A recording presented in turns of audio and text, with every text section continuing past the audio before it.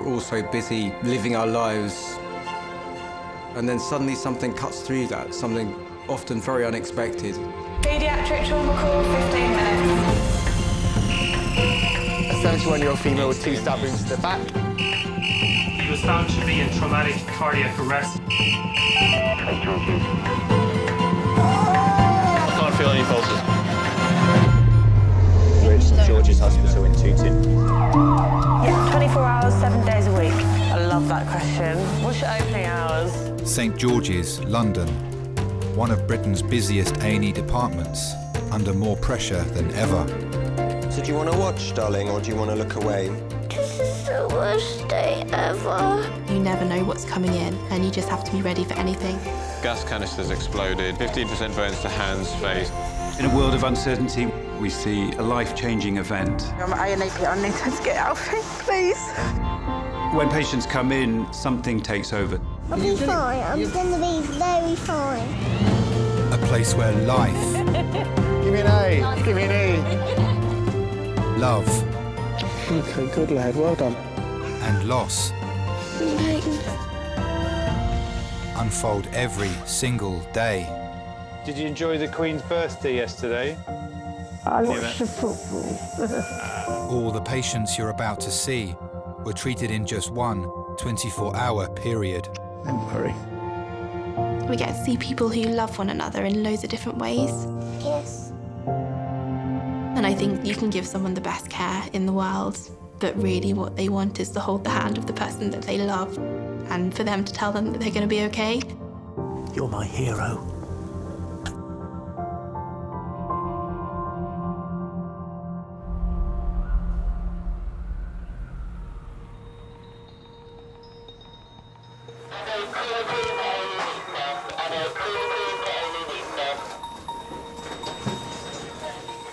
Seven. What's the plan with 7? I don't know. The thing is, I'm happy whatever. The only thing I need to get beds, that's the thing, and I need to look at the patients. She's got a bed on the ward. In charge of resus today is consultant Rathan. Emergency medicine is real medicine, it's true medicine, where you see illness, serious illness and serious injury, front line. So she's going for transport, that's fine. This one's going to medics, 8 is going to medics, nothing more me to do, cool, good. What you do will make a difference to that patient. That's why I still enjoy it. Hello, St George's. Let everything ready, and I'm just going to give the drugs. All right. Born in Jaffna in Sri Lanka, many, many decades ago. Being a Sri Lankan Tamil, we're kind of refugees of the world. Who's coming to recess? Those traumas, they're not doing very well. They're not stable, so I need a reg. But since the agents in the back think, see if he can come, if he's not too busy. Because of the conflict in Sri Lanka for almost 30 years, we had to seek training in another country. She's believed to have fallen down a flight of stairs. She's got a large open head injury, which was found by neighbours on the floor today. All right. I'll go and speak to CT. Mate, that'll have to wait, mate. Sorry, mate. Let me just sort this out. All right, she's not very well at all. Okay. Can we warm her up? I arrived in the UK on the day that Tony Blair was first elected to power on the 1st of May 1997. Still deeply ingrained in my mind. It was a nice, crispy morning, sun shining. We were young, and oh yes, it was brilliant. It was a good day. It's taken several years to get that visa come across, and we can now get on with our lives. It was great. It was absolutely great. Oh, and that's going to kill me one day.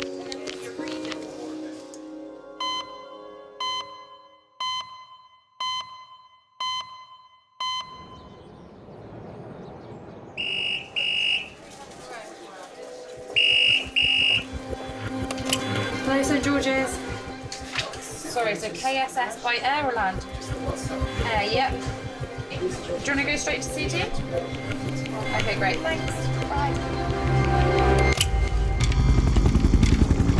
An 80-year-old woman is being airlifted to St George's after she fell backwards into an empty swimming pool.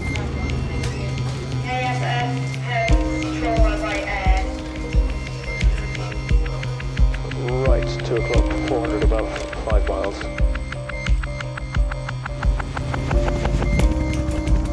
and son is travelling to A&E by car. I was at work and then I got the phone call from Mum. And she said, "Clive, I think I'm hurt." Immediately alarm bells rang in my head. I just ran out from the office. I leapt in the car and I dialed 999. 10 minutes at 25. The senior paramedic made the decision to call the air ambulance because of the head wound, which I hadn't spotted. Climb up at adult trauma call and activate the helipad for 10 minutes, please. Thanks. Mum doesn't complain. She doesn't moan about pain, about hurts, about aches. She was in agony. She could barely breathe. And I was just trying to calm her down, trying to keep her warm because she was soaking wet and shivering. Should I take this around in case we do bloods in there or not? They'll be cannulated when they come in. So do we do bloods here? When you get the call, your pulse goes up. When you hear it's a HEMS job, it goes up even more. When it's an elderly patient falling from a height, you are seriously worried. Any patient falling from a height, they could be multiply injured. My job is to give her the best chance of survival.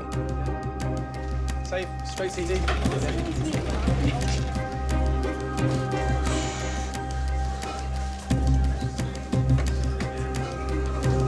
1, 2, 3. Everyone listening?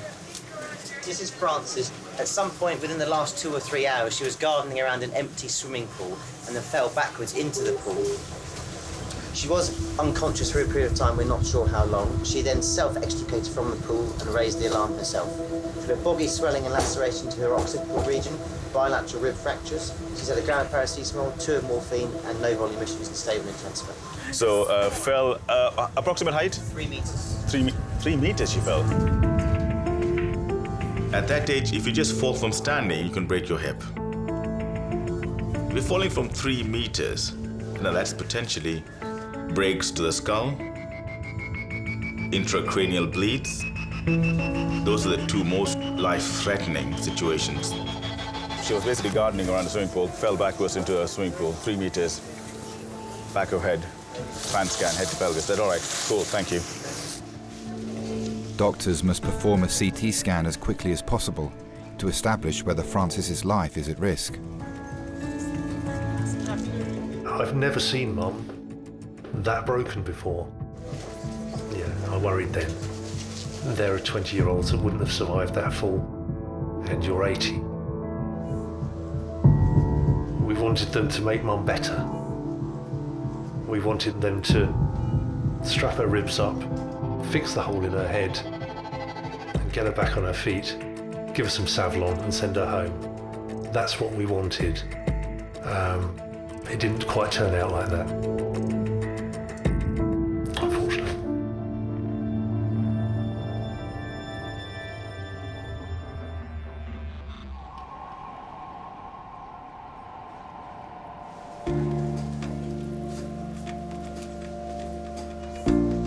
"80-year-old Frances arrived in A&E 18 minutes ago.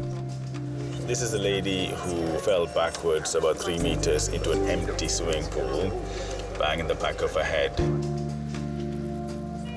Doctors are worried about an injury to the back of Frances's head. They're carrying out a CT scan to assess whether there's any damage to her brain. You don't have the same capacity to withstand the injuries like a younger person does. You are frail. So we have to work a lot quicker, but a lot more gently. So it's kind of a double whammy. Okay, ready to roll. Frances's family, including sons Guy and Clive, have arrived at St George's. Clive was saying that she was cutting the bits and weeds and stuff that grow out around the edge of the pool, isn't there? It's probably trying to tidy that up, I expect. But she might just have tripped. But I can't see how she got out. I couldn't. I don't know. She did have a piece of string or rope tied from the fence near the swimming pool down into the swimming pool, so that if she slipped, she could pull herself up. Which is possibly what she did to get out. That's Mum. She gets out. remember when the swimming pool was put in? I think it was built in 1975, 1976. One day, myself and my brother were at cricket practice, and we came home, and Dad said, "There's water in the pool." And we came up here, full whites on, straight in the water. We were the happiest kids in the world at that time. We hit that freezing cold water and we didn't care. Mum was a swimmer. Mum would go in there and she would swim for hours, literally just up and down, up and down, up and down. Incredible stamina. Yeah.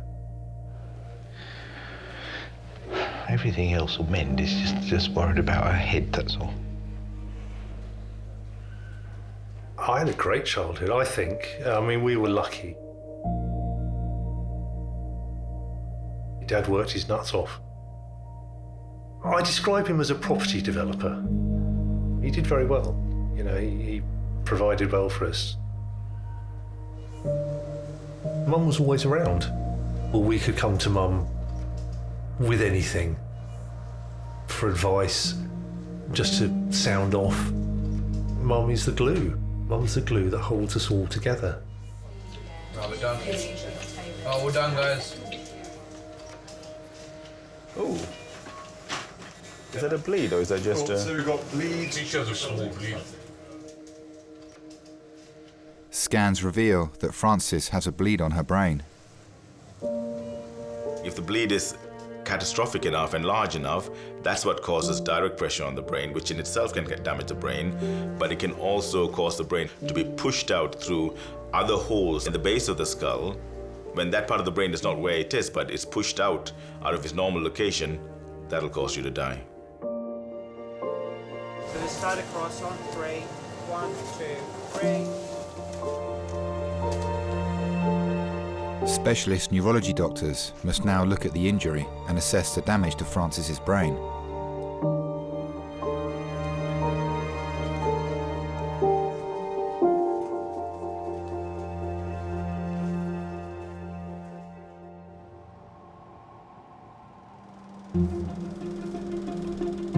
Did you know cows moo in their regional accents? Farmers believe that cows are mooing in their regional accents. Go on. So if I moo in a regional accent, you can tell me where it's from. You ready? Go. Moo. Do it again. Moo. Liverpool. Yeah. I can't even believe I'm having this conversation. Watch. Ready? I'll do another one. Moo. Oh. Moo. Scarily. That's Wales. Yes, see, you see it. It's true. Moo.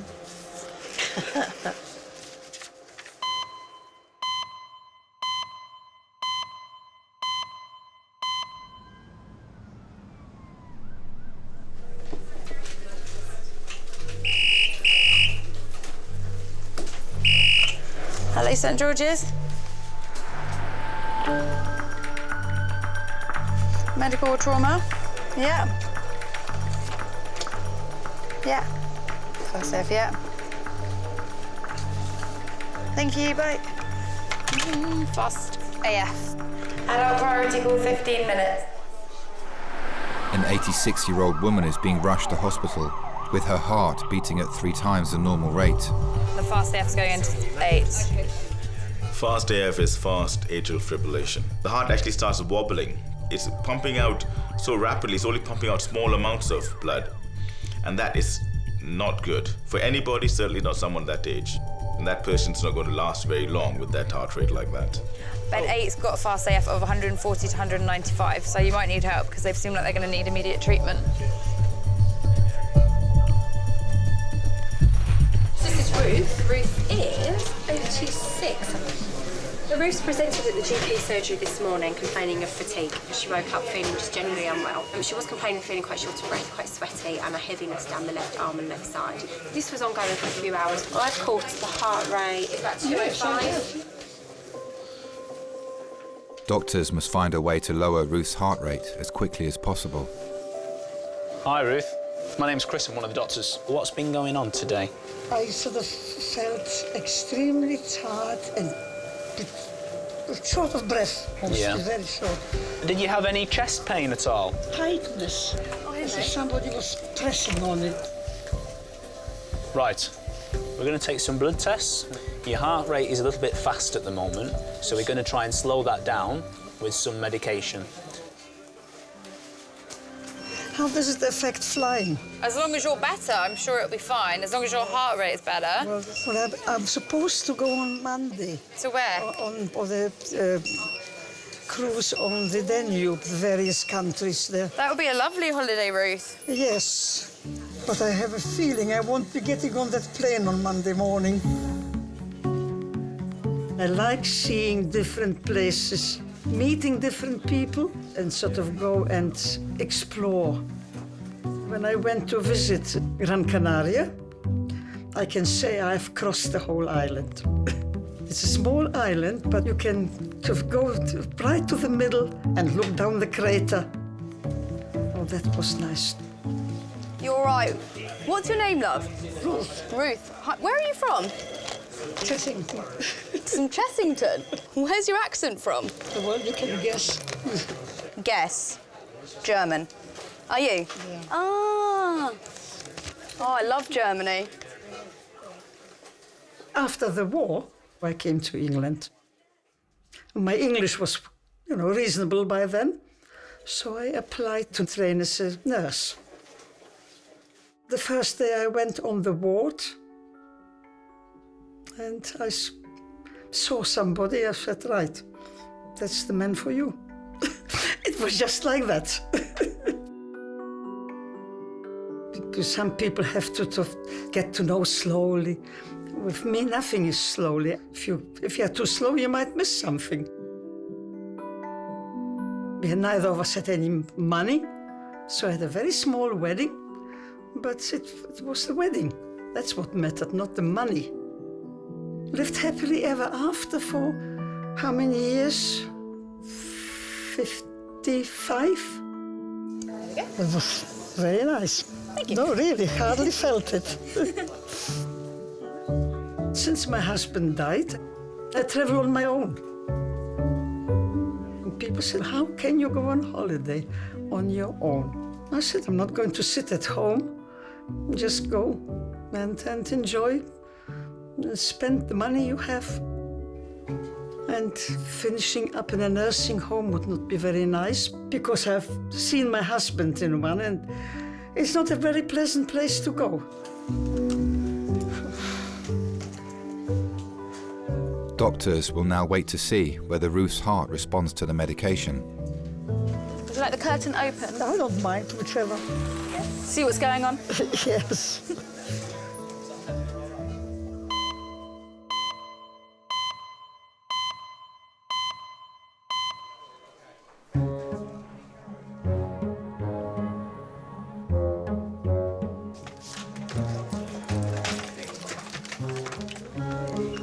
I'm so grateful that, the car didn't blow up, so That's why I was scared. Can you still smell it, though?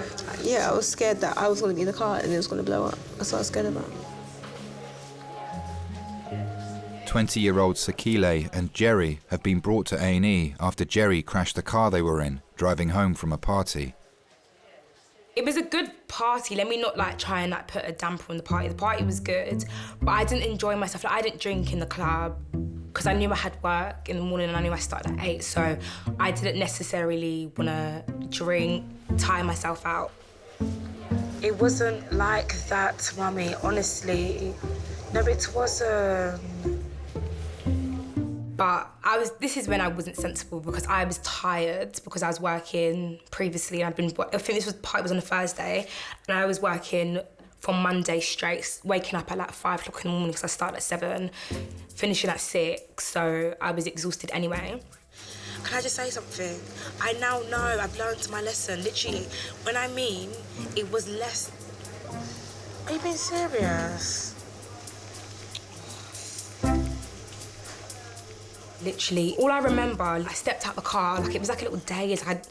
Even though I knew I was alive, I was like, am I dreaming? Is this a dream sort of thing? I kept on like hitting myself, and I touched like my face, and then there was all like blood on my hand, and that's when it hit me that, nah, this is real life.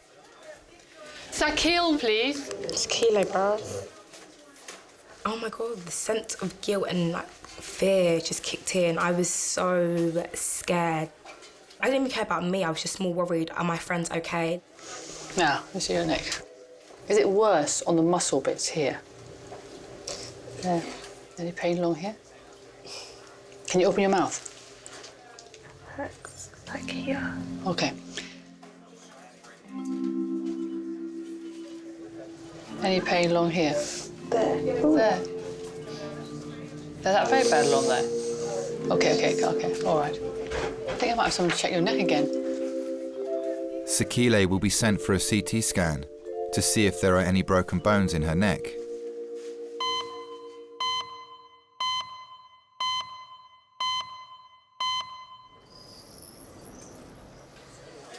Right, so she's got a small right extraaxial foci of hemorrhage, sternal fractures with soft tissue stranding, and rib fractures. Initial results of Frances's CT scan show a bleed on her brain and possible injuries to her neck, chest and ribs.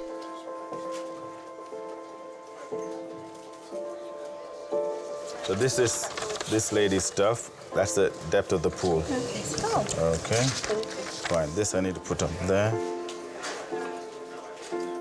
Oh, Jesus. So she mentioned that she fell in, was unconscious for a bit, but then managed to get herself out of the pool. Okay, Francis, got your family coming in now, okay? Okay, thank you.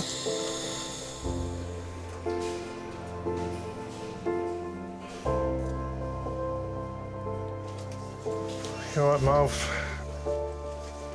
Just to explain to Francis if she needs to try and keep her head as still as possible, so if you can lean over instead of having to lean towards you. I just know, I don't know what I did. You landed in the pool.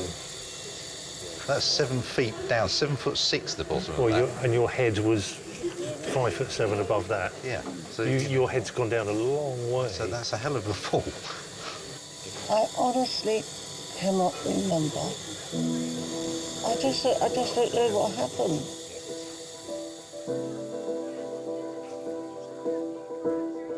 Mum, she was always doing the garden. It's a Victorian walled garden. It was the kitchen garden. It's about 1.5 acres. It's a massive task. The day before she was on the shed roof refelting it. She's 80 and she's 8 foot up in the air refelting a shed roof.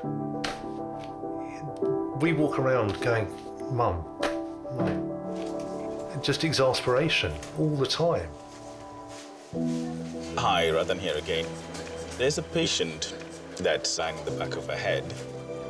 Dr. Rathan is discussing Frances's head injury with specialist doctors so he can decide on the next steps for her treatment. She's still collared and blocked. I remember when I was younger, you looked upon the older patients as kind of looking after your grandparents. And now, before you know it, it's like treating your own parents, looking after your own parents. All right, superb. All right, thank you. Bye. Mum was a housewife, but obviously worked harder than all of us put together, looking after 5 demanding family members. She should always look out for you and never really herself. When you do get older people coming in, especially similar age to my mum or dad, you do have a moment when you think, now I'll make sure you're all right. She's never going near that swimming pool again. I'm going to fill it in. The other night, thinking about filling it back up again because I know Mum likes swimming. And we can trust her to be in there by herself anyway. Well, what do? You can't. Well, you got to. But you know, you can't. But if she faints into the water. Well, I know. What do? You're going to take a mini tractor away from her as well. You know, she could faint and fall off and get run over by her own tractor. You know, fall off the decking. You know, what do? Do you take her away from her own home? She's going to be all right. So capable. She's so capable. this is the first time that I've looked at my mum when she was in hospital and looked at her and thought she was an old lady. Without Mum, there'd be a huge gap in this family. Huge gap.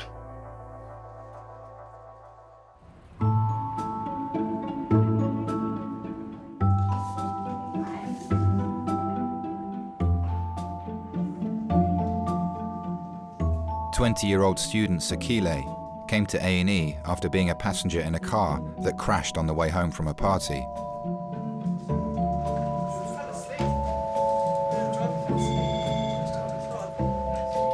Doctors are taking a CT scan of her neck to assess the severity of her injuries. Jerry, please. Hi there, come through.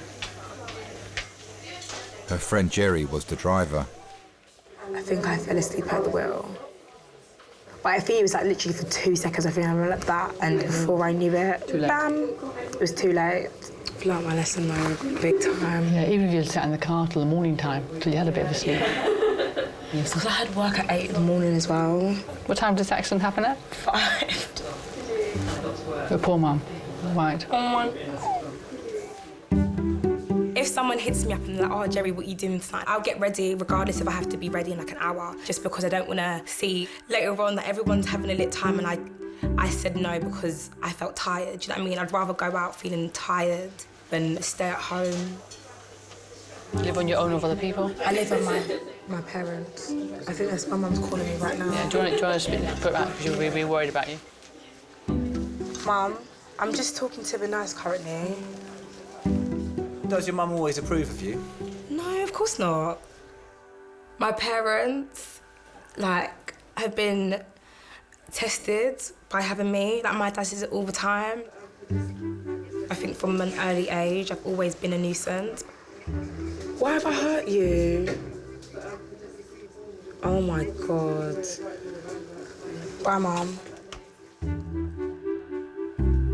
My dad doesn't understand. He thinks I'm crazy. He thinks I'm sick. Like, he doesn't understand. He's like, I don't understand why you live the way you live. Great teeth like this? That hurts. Does it? Okay. Now, does it hurt up here? Yeah. There? It's really just your jaw, mandible there. Okay, we'll do an x-ray of that. But I feel like that could be a generation thing. Like, I always say to my mum, like, when you was out in your hot pants, like, partying, like, that's, do you know what I mean? Like, let me live now. This is my generation, this is how we do it. Do you know what I mean? Okay, so you're going to go for an x-ray now. Okay, so through those wooden doors, face this way, enter the corridor, bear left. Thank you.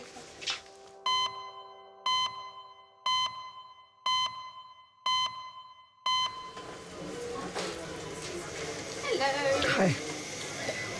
I just need to do an ECG. I feel perfect now, funny enough. Your heart is still going quite fast. Can you not feel it going quite fast? No. 86-year-old Ruth was brought to A&E an hour ago with a fast heart rate. I almost wish I had stayed at home. Well, I'm glad you didn't. Because heart's a little bit too fast than it should be. Doctors have given Ruth medication to reduce her heart rate, but it's still twice as fast as it should be. Registrar Rebecca needs to carry out further examinations.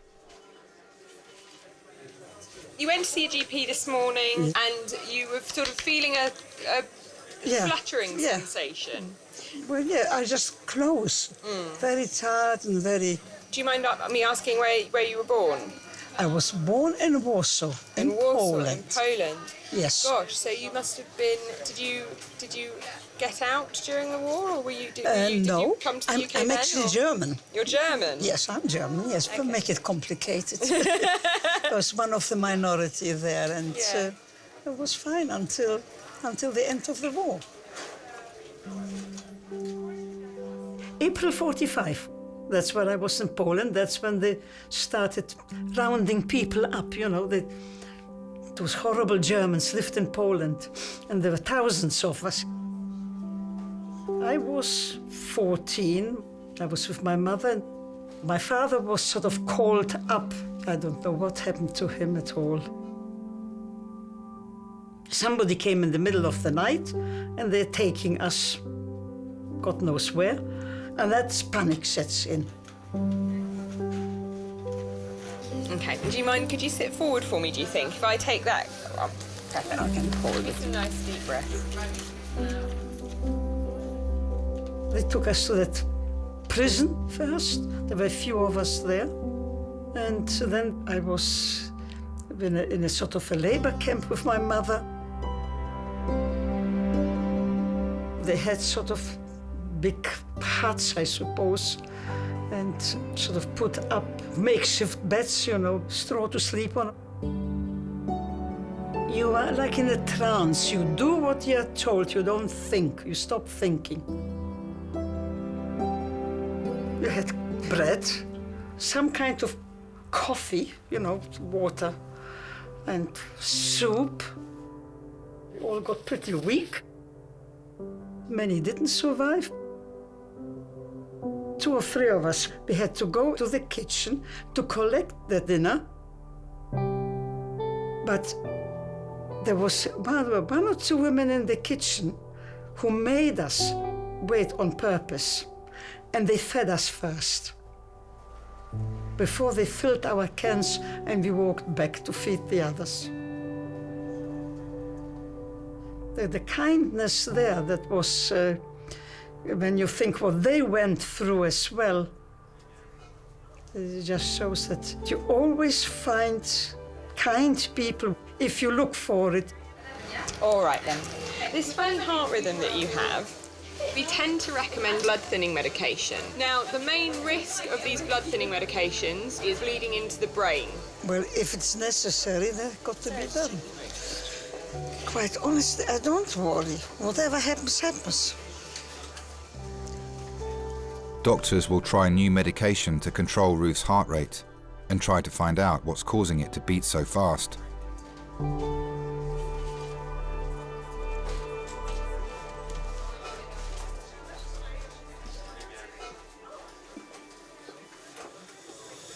You don't have to stay, people. Well, we do. Our cars have been clamped.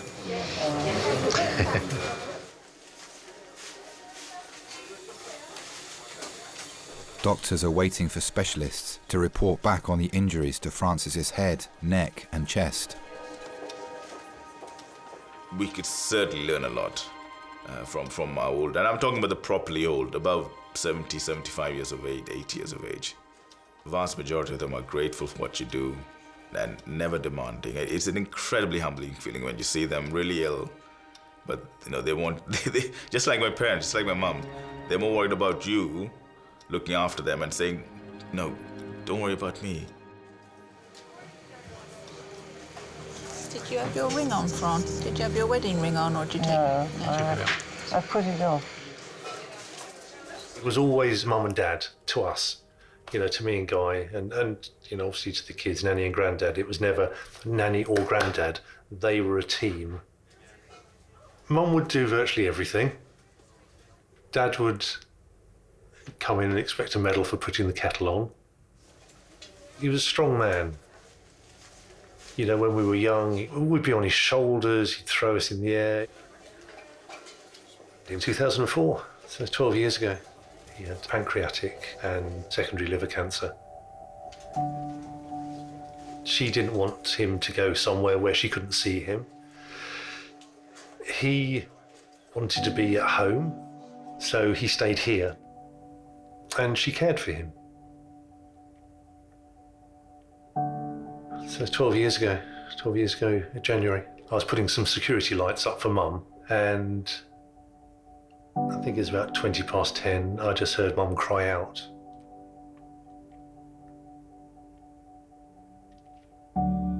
And ran over to the house, and he'd gone.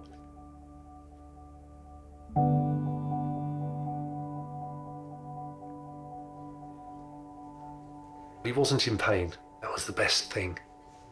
And he looked peaceful.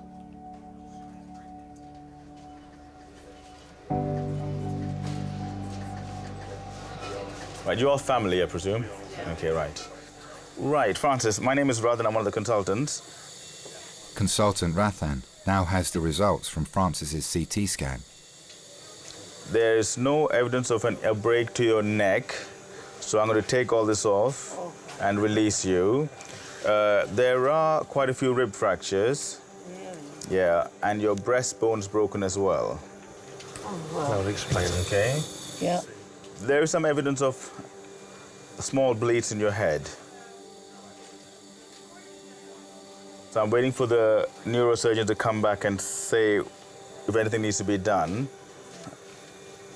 And let's take all this off. Yeah. All right? Okay. Oh, great. Right, I'm just going to lift this up a little bit so you can sit up a bit. Not too much, just a little bit. We placed Dad's ashes in an urn in the garden wall so he can see the sunset every day. Right, give Nanny New a kiss. If you can, give her a kiss on the... There we go, good girl. Oh, nice hand.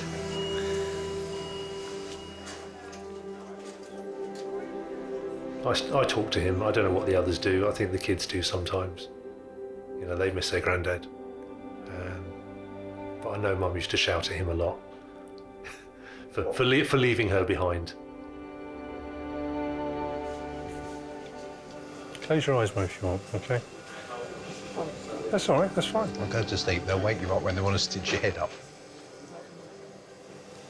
Frances will now be taken to a ward for observation and further tests to assess if her injuries are life-changing. Depending what part of the brain is damaged, it can cause mobility problems, you can have breathing problems. It's almost like a stroke. You may not know the full effects for a few days.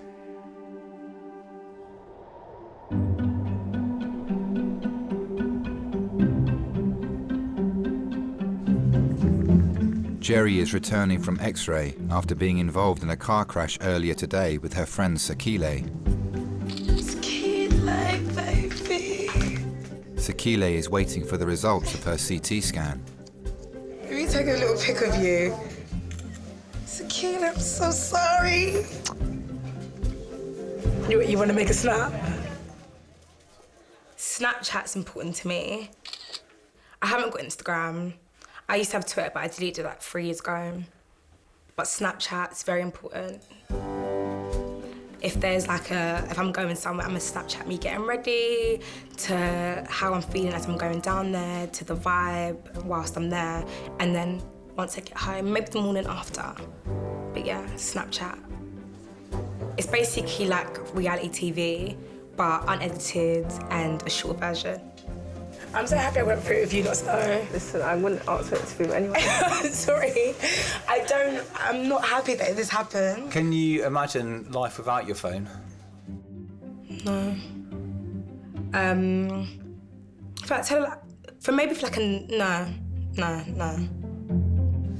OK, Jerry, come this way. Sorry, Sakile, I'm coming back. All is well with you. X-rays are fine. OK. So there's nothing wrong with me? Nothing, no. You need to take regular pain relief. Now we're going to the jaw X-ray will be reported on by a radiologist. Am I going to be discharged now? You can now, yeah, you're free to go home. I've been discharged, mate. Been discharged, mate. Been discharged, mate. A lot of people don't make the most of the life they live, and they like have regrets afterwards. I feel like every moment you get, you need to make a memory. So when I look back at 21, I can be like, oh my God, when I was 20, it was a lit year. Like I'd done this, I'd done that. Every hour that I've got spare, I'm gonna do something. Life's so precious, and in a second, your life could be gone.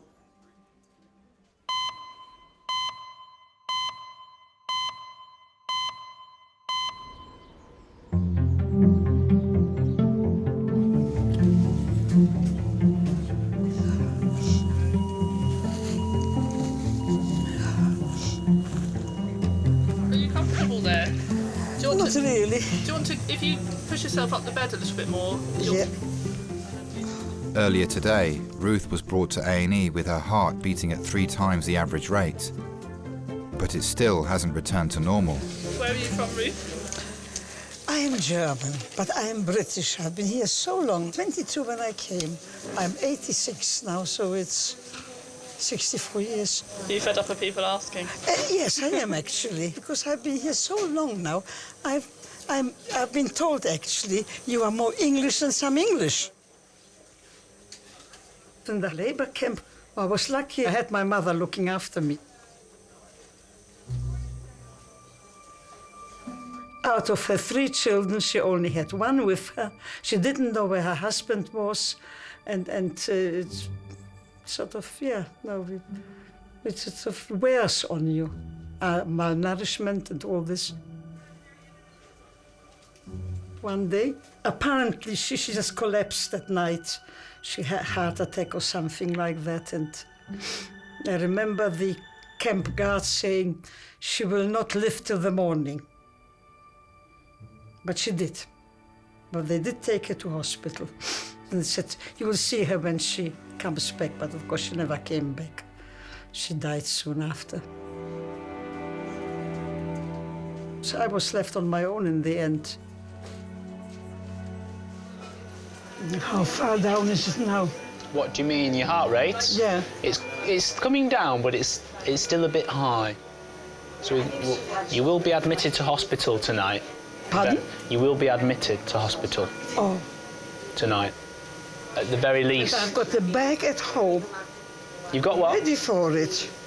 You've got what, sorry? A little bag with all the stuff I need in hospital. The nurses will be able to sort all of that out for you. Why were you released from the labour camp? Oh, because they closed them. They were being kind in the end, you know. That's when they offered me Polish citizenship. I thought, keep it, you can have it. That's when I got in touch with my brother-in-law, and he wrote to his friends in England, and that's when I came to England. I came here to work as a mother's help. I was with this family who did not know me from Adam, and yet they accepted me as one of them, you know, especially coming from Germany in those days. I was very lucky. I made a very good decision to come. And I'm happy. I'm going to move you into our next area, and a nurse out there is going to look after you. Ruth will now be taken to a specialist ward, so doctors can assess her heart condition in more detail. Sometimes people think, oh, she's very hard. Yes, but I try to remember the good things, and anything bad that happens, forget about it. That's the easiest way to get on with it.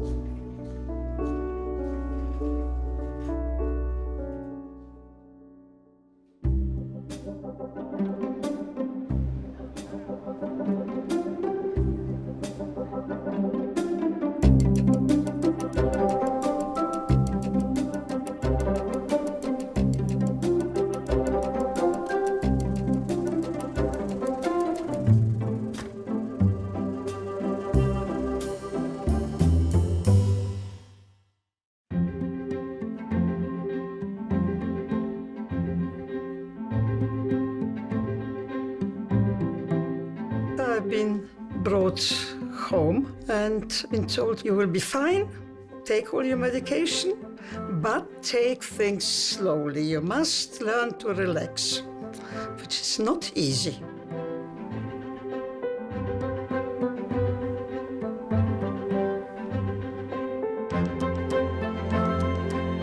I'm flying out to Tenerife, staying there 3 or 4 nights, and then getting on a boat, and then coming back by boat to Southampton.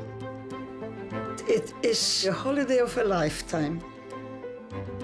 I will wind down one day, but I'm happy. So there, nothing more to say.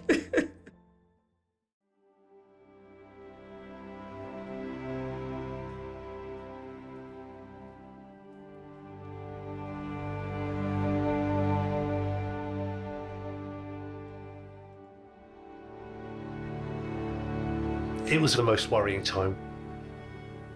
Suddenly the seriousness of what had happened clicked into place.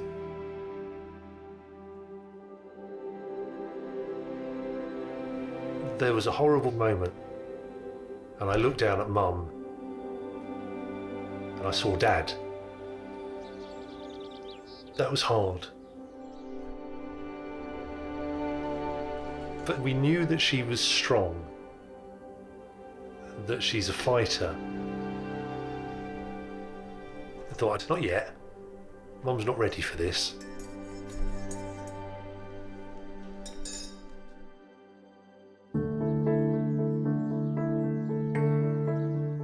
Being in my own home, even if I do nothing, yes, I'm very happy here.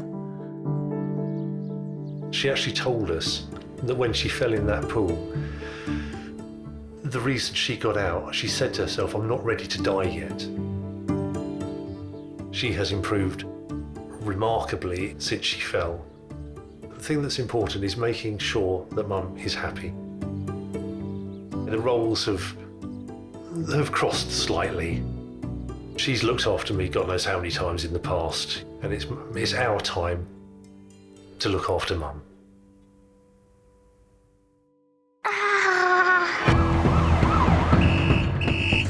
She said, I don't feel right. The whole of my left side's gone. Roll. We're going to do a cold red. This is the worst day ever. Can you cover your left eye? Okay, that's much harder. It may look like a stroke, or does it have the feel of something else? Is it serious? I really don't know.